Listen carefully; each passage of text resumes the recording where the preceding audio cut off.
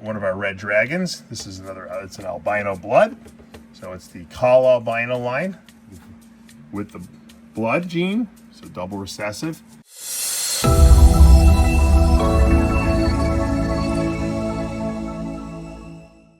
Dave Palumbo here for Muscle Serpents Daily. What's up, guys? It is dark out, as you can see. It was a long day, but I just filmed some really cool stuff in the boa room here. We fed yesterday. The boas that were not being bred this year were fed really well. So we're gonna take a look at some cool stuff that I love in my collection.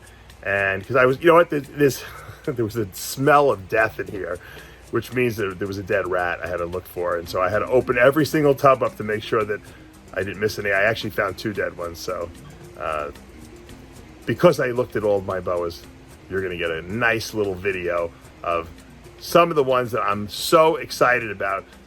They're right on the verge of breeding. Next year, they will be in the breeding program. These are some spectacular females. Stay tuned, you're gonna love this one. All right, my boas are very happy. We had a lot of extra food this week because the ball pythons are a lot of them are going to be laying eggs soon, so they're not eating. So my little Hypo, actually possible super Hypo, RUSSO red pastel line, sterling boa. This female I produced myself in 2020. It's probably the nicest RUSSO red pastel line Hypo sterling being the recessive trait, which takes away all the pattern. RUSSO red pastel is a line bred trait and puts reds in this, and then the Hypo gene obviously removes melanin. Look at that red eye she's got. She's got so much red saturation in her. You would swear she's blood. She's got blood gene in her, but she doesn't. Growing her up, she will probably be in the breeding season next year. And she's been putting some good size on. She just shed too. So she's looking really beautiful. All right, here's this girl. I think she ate two rats, I think. I don't know why she hasn't bred for me. She is definitely old enough. I produced her back in 18. She's a Hypo blood of the disappearing pattern line. You can see her pattern is pretty much gone. She's got just a couple little remaining saddles, but I've been trying to breed her for 2 years. I don't know if the male just wasn't doing the job. She's big. She's definitely big enough. I'm thinking maybe of putting in an onyx blood with her, Hypo onyx blood with her. We might get some really nice snakes. I don't know. He's a little small for her, but I might try. So I really want to get some babies out of this girl. Once again, I produced her. She's originally from a Vin Russo blood boa that I got from him, a Hypo blood, and so I would love to see her pass on those beautiful genes she's got. All right, that big female, and you see the little male sitting on top of her. That big female is a Hypo Inca het blood. She's kind of reddish. She almost looks blood. She's not. She's Inca. She's got Inca patterning there. And she's Hypo Inca at that, which takes away some of the pattern. And she's being bred by my Hypo Arabesque. Beautiful boy. He's possible het albino. He's also blood. So this is an Arabesque blood. So we're hoping to make some Arabesque Inca bloods with some Hypo gene in there. Now, this Arabesque is the one that I was breeding to the female I just showed you, the Hypo blood, and he didn't get the job done. So I'm hoping, I figured let me switch it up. Let's see if he gets the job done with this girl. He's a little nasty for some reason, this boy. So I'm not getting too close to him because he'll probably bite the phone. But I don't know if I've seen it. I don't think I've seen locks between these guys yet. They're definitely not locked, but they're definitely interested in each other. But he did that with the Hypo blood too last year, and so I'm hoping that he's gonna get the job done here. All right, there's our fire diamonds. There are T positive fire diamonds, so they're Central American T positives.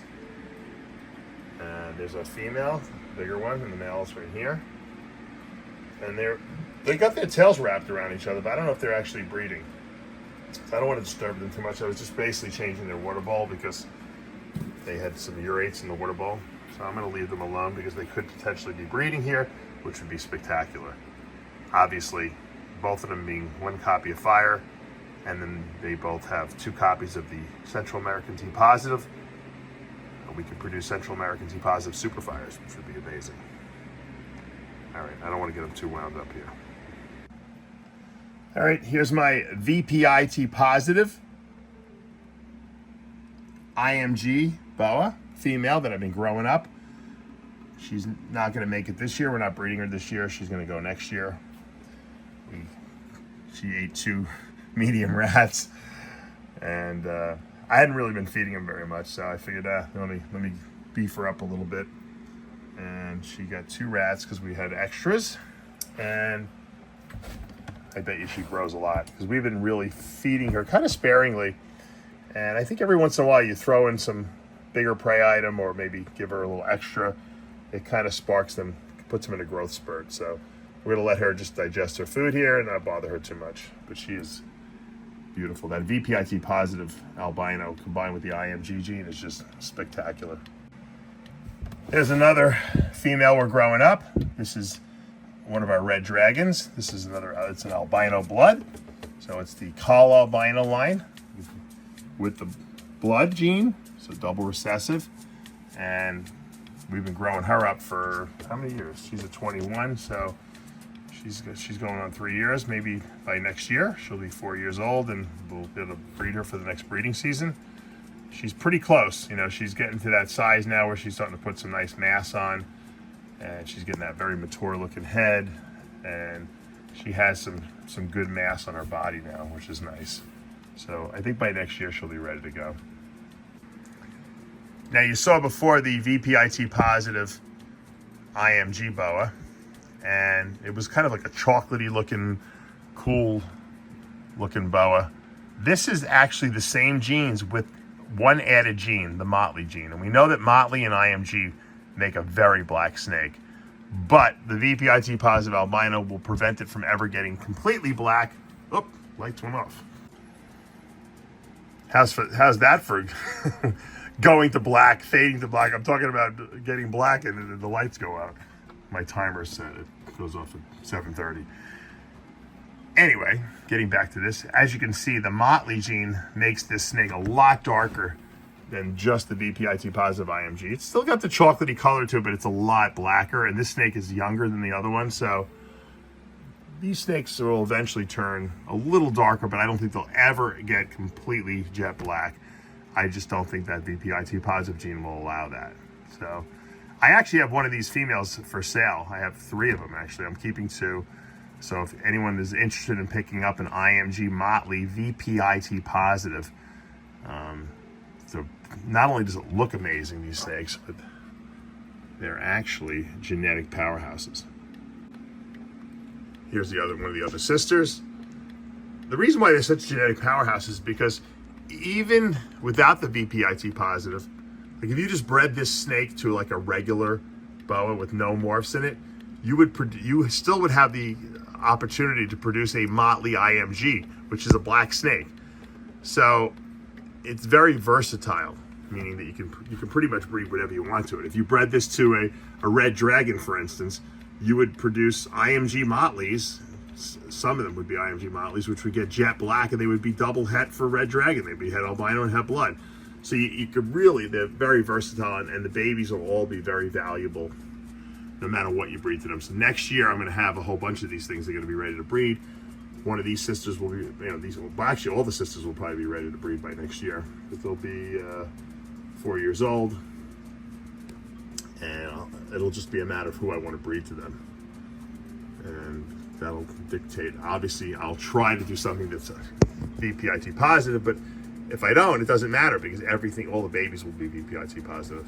Or het, I should say het for VPI T positive. So it really gives a lot of versatility. So if anyone's interested in one of these big females, they're not cheap, but it could definitely be a cornerstone of your breeding project. And I did all the work. I grew them up for 3 years already.